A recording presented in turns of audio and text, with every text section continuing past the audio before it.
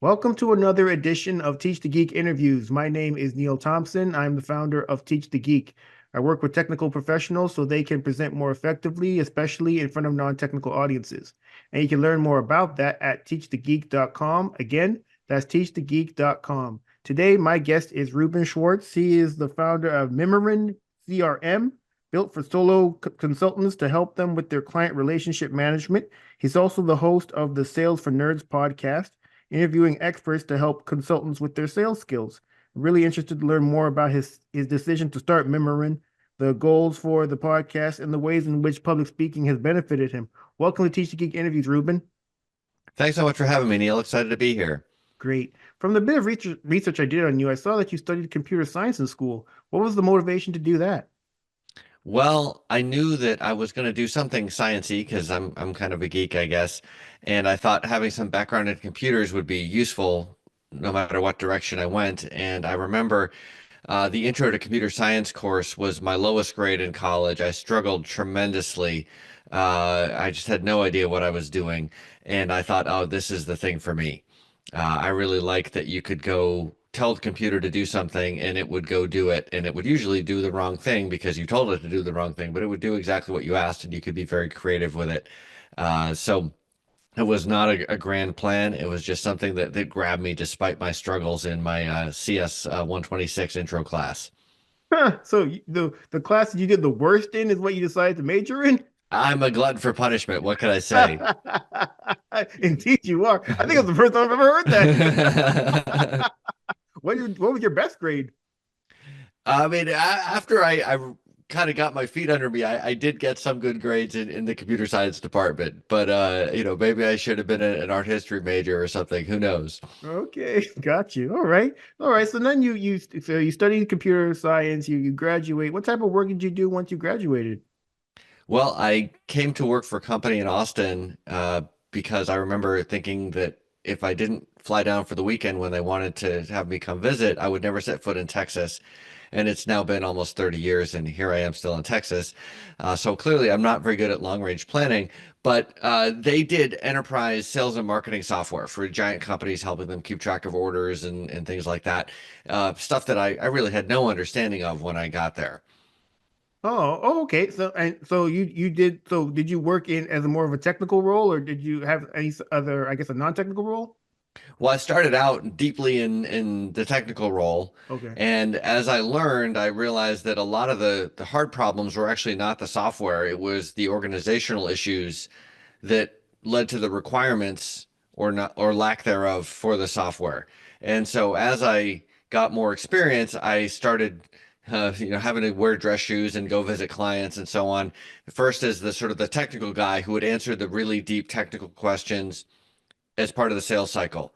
So sort of what you're talking about, like how do you communicate effectively with an audience that may be completely not technical, i.e. the executive team of the buyers, but also they have their techies in the room who want the very technical answers. And so you have to be able to talk language that's acceptable to both. And then I ended up speaking at conferences, um, going and talking to customers as sort of as the lead salesperson, et cetera. It sort of grew out of that initial deeply technical experience. And then I started my own consulting company where I had to do all the talking myself. Okay, so you start off in technical and then you transition into a more sales role, it sounds like. Working in sales, what was something that you didn't anticipate before you started that role? I think one of the mistakes I made was thinking about technical work and sales work as totally separate, because we all sort of have our image of the geeky technical person and the extroverted salesperson, and that those things are just you just can't do them together. And what I realized later was there's all different ways of doing sales, all different ways of speaking. You don't have to be Glengarry Glen Ross. You don't have to be super extroverted. You can still be the same technical person that you were. You're still trying to solve problems, help people solve problems. That's what you're there for. That's what you're good at. That's what you enjoy. You just have to make sure that you're solving the right problems, right? Not just a technical problem, but a business problem, perhaps even a life problem for the champion of the project. And are you understanding the problem correctly? right? Are you stuck at the technical level, or can you understand the holistic problem? And then can you communicate about it at the appropriate level depending on the audience? Yeah, yeah. For the people who are watching or listening to our conversation, Ruben, and they work in a more technical role and they've been interested in transitioning into a more sales role, what would you say they should do to prepare for that transition? Have conversations with people. I think this is something that I had a lot of trouble with. I'm a little introverted. I don't really like sales. I didn't want to be on quote unquote sales calls. But I noticed looking back that there were some sales calls I was on that felt awkward and painful, where I was arguing with people. It just didn't feel very good, or I felt like I was pitching people. And other sales calls that were just a bunch of people collaborating on a problem. It didn't feel like sales at all. It just felt like another kind of technical meeting almost, but we were talking maybe about higher level issues and the consequences and ramifications of the technical decisions. And so get comfortable having those conversations. Learn who needs what type of information, right? Some people need all the details, especially technical folks. We tend to think about, okay, that's the 80% case, but then you've got this 10% case, and then you've got these 10 other 1% cases. How do all these things work? The executive sponsor of the project maybe doesn't have time for all that nuance, but also wants a bunch of other information about how this is going to impact the business or some other strategic thing they have going on. So it's about being curious, which I think most technical people are pretty good at, being curious about other people and what do they need, and then be able to relate to them on that basis and not just assume that because you have a bunch of technical knowledge, that's what everyone else needs, or that you're useless because all you have is the technical knowledge. Yeah, yeah, I think you're 100% correct about that, Ruben.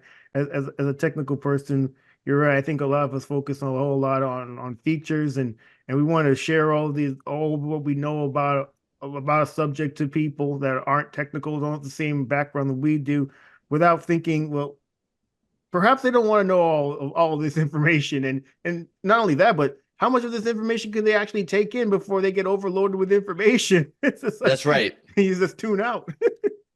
Yeah, you right about that. How would you suggest someone as a technical person who has to communicate with non-technical people figure out what those non-technical people need to know? You got to talk to them. Like there's no way around this.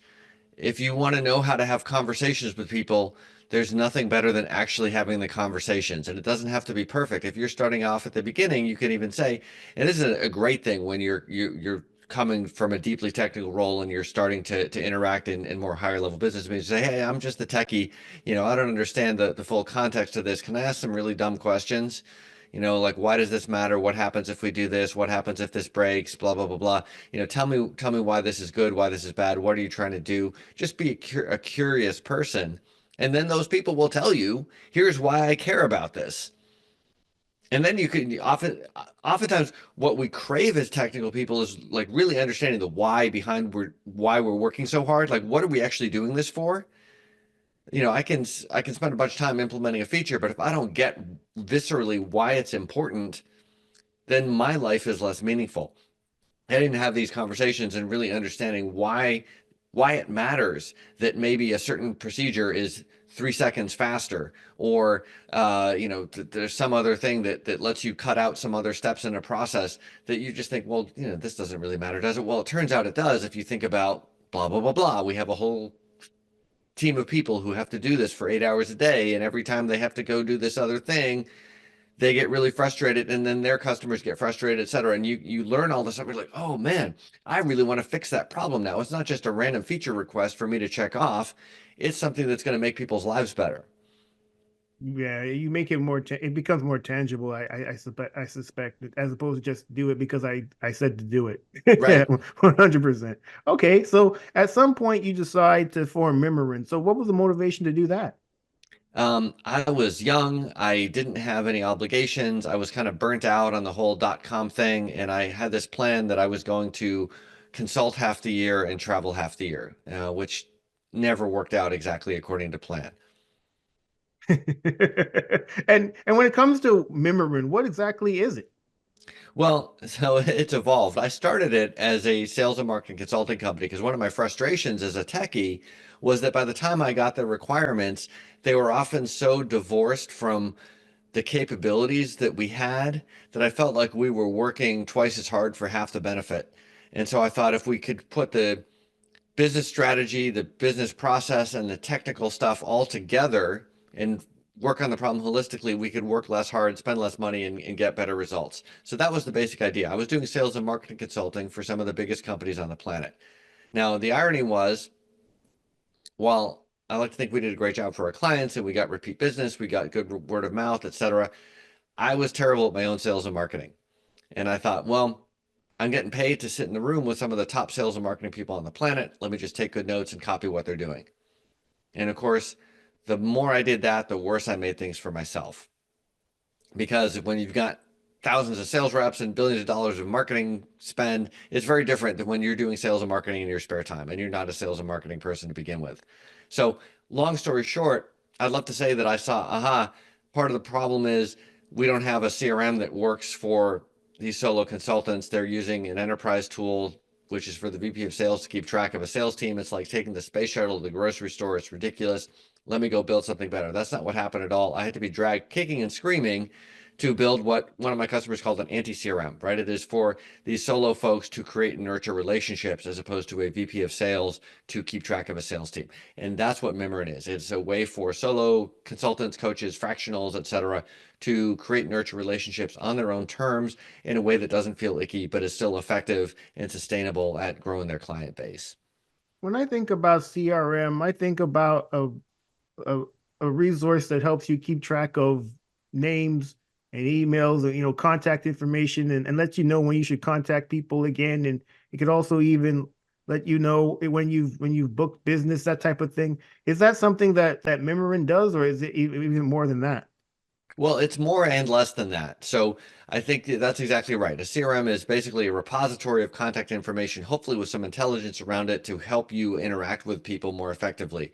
But what I found with the typical enterprise tools, and I've tried dozens of them, and I was left feeling stupid, like why do I not get this? And it's because it was for the VP of sales to keep track of a sales team. It wasn't for me just to have uh, a way to nurture relationships. The way I think about it now is if you're in a relationship business like consulting, you're in a conversation business.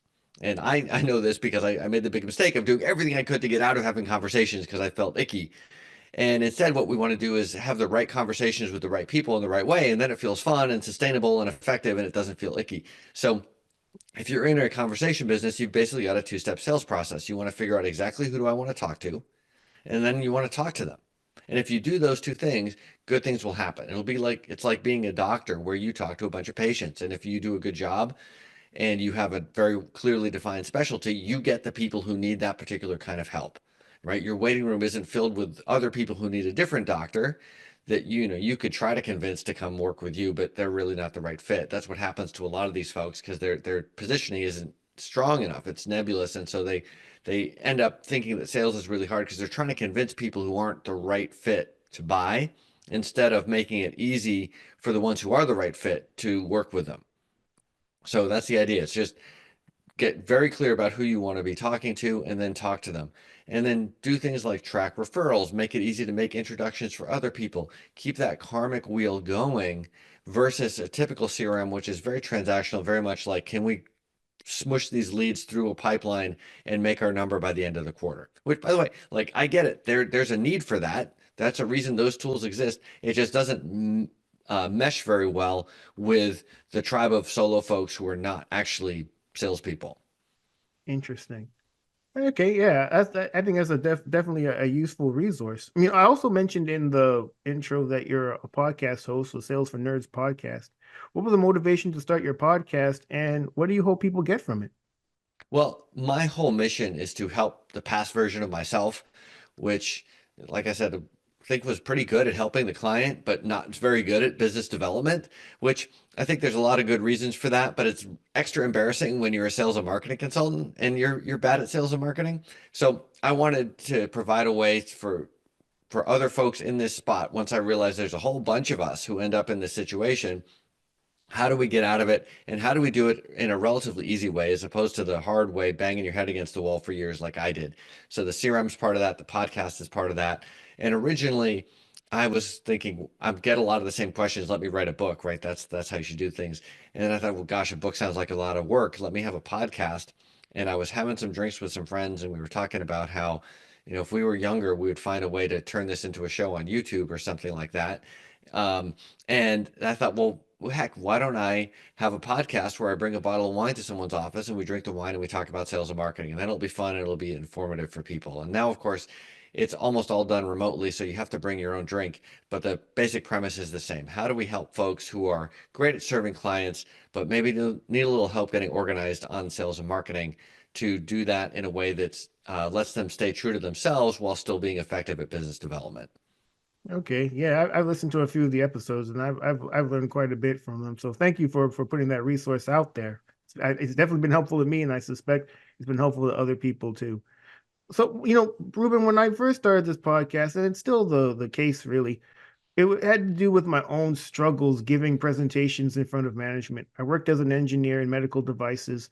I had to give monthly presentations in front of management, and those presentations, at least the first few, were terrible, to say the least.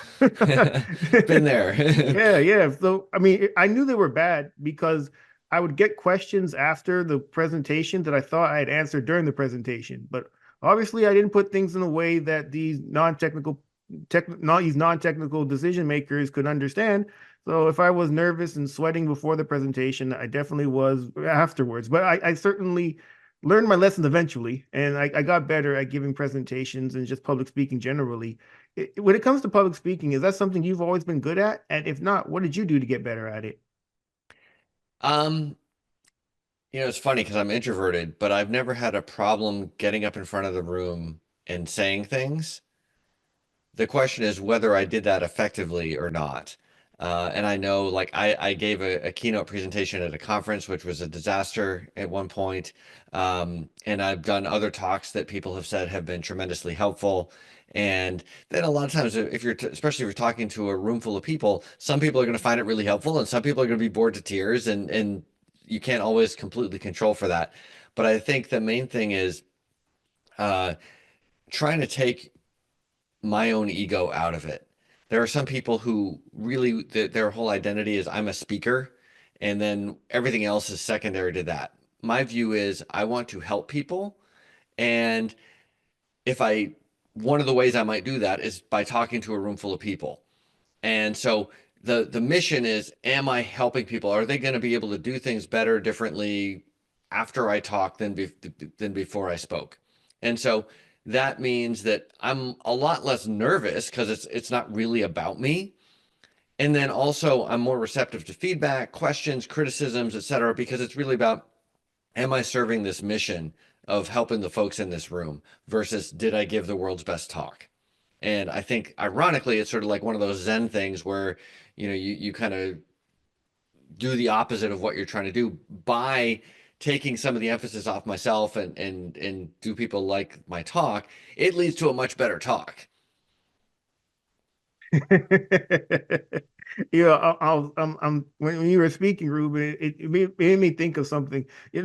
I think you're absolutely right that there are people out there who think of themselves, the part of their identity is being a speaker. And, similar to you, at least it sounds like it's similar to you. I speak, but I don't speak because I love speaking. I speak because I see the benefit of it. I mean, I saw when I worked as an engineer, the people who moved up within organizations are the ones who were the better communicators. They weren't necessarily the best people at their job, but they were Mm-hmm. the best at communicating their value to decision makers. And once I saw that, I thought, well, this is definitely something I want to get better at. I mean, certainly you Right. could you could be that person who was mad about that, like, wow, should I have to do this? And I'm good at my job, and people should just know that I'm good at this. But I mean, you definitely could take that path, or you could just get in where you fit in and do what works. And so I see the benefit of being an effective communicator. So I thought this is definitely something that I wanted to get better at. And I'm just trying to spread the message to other technical people that, you don't want to be that engineer sitting in your cubicle mad because someone else got the promotion or got the opportunities that you thought you deserved, but you didn't want to put forth the effort to get better at just advocating for yourself or just communicating generally. So yeah, I fully agree with what you're saying for sure. And I Yeah. think we've all been around that, like the senior engineer who's really angry with everybody because he thinks he should be running the place, but he's so angry he can't communicate well, and that's why he's not running the place. Yeah, who wants to work for the Right. angry guy? Yeah, 100%. That I totally see that. When it comes to the presentations that you do, Ruben, do you have a process for putting them together? And if so, what is it? Well, it really depends on the presentation, of course. Uh, so these days, a lot of what I do is virtual, which I think is really hard because it's harder to sort of just gauge the energy in the room. You have some idea. It's a lot better than just doing conference calls. I remember when we used to have to do conference calls and you'd say, okay, now everyone advance to slide 16. And I mean that was some of the worst stuff that I had to do. But I think the main part is like, let's understand the audience. What are they trying to get out of this? Because as we were talking about, like, we're not there just to stand up and talk into the void. Like, I can do that right here in my own office. I want to be helping other people when I'm doing this. So it's typically if I'm going in and speaking to an organization or a company, there's somebody or some set of people there who are going to tell me, hey, here's what we need. Here's what we expect. Here's what's gone well in the past. Here's what some people have tried in the past that has not worked well, and here's why. Let's make sure we avoid that. So, getting that information is so important because then you can collaboratively figure out, okay, here's how we're going to do this versus I'm just going to show up and read my slides and hope that people like it, right? And that's boring for everybody, right? Because again, I'm not here to read a slide deck. I'm here to help people solve a problem. And then speaking of decks, I think sometimes there's an over reliance on slides. People get up there and they read bullet point, and I mean, it doesn't matter how much I care about the subject. I just zone out when that happens. So I like to think of it as, let's make sure that you can give this entire talk without your deck, right? And a lot of times I don't use a deck, but if you do, have have the deck be there to support you, not to be something that you read. Your audience can read fine, right? If all that's about is reading the deck, just give them the deck and say Right. now it's Q&A time, right? Like that's fine. Um, so make sure that they should have a reason to pay attention to you. And I like to think of it as we're telling a story. A lot of times you have a corporate presentation that turns into a PowerPoint that turns into a bunch of slides and bullet points that are just kind of like factoids and data tables that don't tell a story, right? We're humans, we're storytelling and story hearing creatures. So what is the story that you're telling?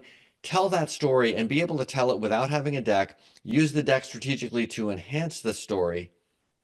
And something that I got, by the way, you should have Meredith Grundy, who's a speaking coach who helps a lot of technical people at big technical firms speak better. You should have her on this podcast. She's amazing. One of the tips she gave me is don't have Q&A at the very end, right? Because you want to control the end to make sure that the audience is going to take the action that you wanted them to take. And sometimes you do a Q&A at the end and then you kind of lose control of everything. So do a Q&A towards the end and then take back control of the conversation and make sure that you are heading off into whatever you want people to do. It's very ironic that you're mentioning not having Q&A at the end, Ruben. I recently did a video about that. And I say recently, I mean yesterday.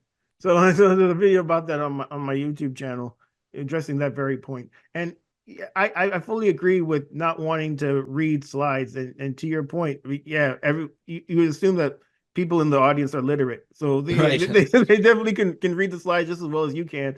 And it's really difficult to listen and read at the same time. So if you have a Yes. whole lot of words on the slide, people are going to read and they may very well miss something you said because they were busy reading. So Yes. you want to eliminate that option for them to read. You need to be engaging enough that they actually want to listen to what you have to say as opposed to read what's on a slide, read what's on their phone, read the agenda if they're at a conference. Just you want to be engaging enough that they actually want to pay attention to you. So I fully agree with that.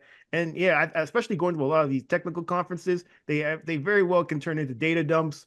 people just put a whole bunch of charts and graphs, and you don't even know what chart and graph you're looking at any given time. And they usually got the laser pointer, and their hand is shaky and Right. shaking all over the slide. It's like, man, when is this over?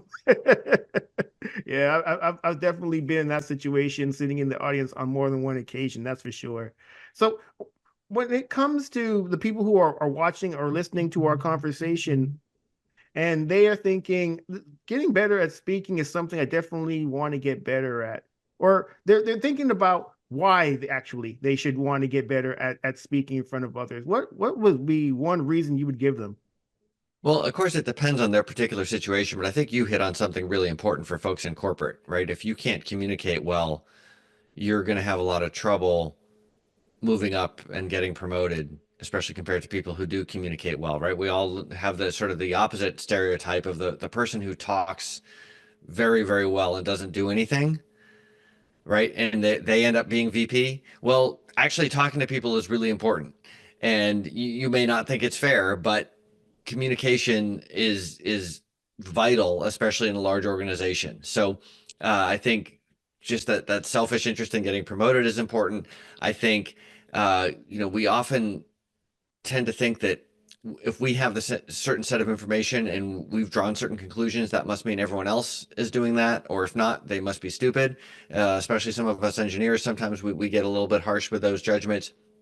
But if we just want to improve the way our team functions, it's important for us to be able to communicate and understand two-way communication, what's going on in someone else's heads, and maybe that there are reasons why things aren't all lined up the way we might think, but we can make them work out well if we can communicate properly. And then even if you're not part of a big team, I think most of us are trying to help folks, and we've all learned lessons that are helpful for people who are still trying to learn those lessons, right? That's the reason you and I have podcasts, because we wanted people to learn things an easier way than the way we had to learn them. And everyone's got that. And I'm not saying you have to write a book or be Oprah or Brene Brown or anything like that. But if you have a reasonable way to communicate that with other folks, you can be super helpful and spare people a lot of unnecessary struggle and maybe make some money and do some interesting work along the way. 100%. This has been a great conversation, Ruben. Thank you so much for being a guest. How can people get in touch with you? Well, you can find me on LinkedIn. I think I'm the only Reuben Swartz. You can find me at Mimiran.com. That's Mimiran.com. And of course, you can find the Sales for Nerds podcast wherever you get your podcasts. Excellent. Well, everyone, that marks the end of another edition of Teach the Geek interviews. My name is Neil Thompson. I'm the founder of Teach the Geek. I work with technical professionals so they can present more effectively, especially in front of non-technical audiences. And you can learn more about that at teachthegeek.com. Again, that's teachthegeek.com. Until next time, take care and stay safe. Thanks, Ruben. Thanks, Neil.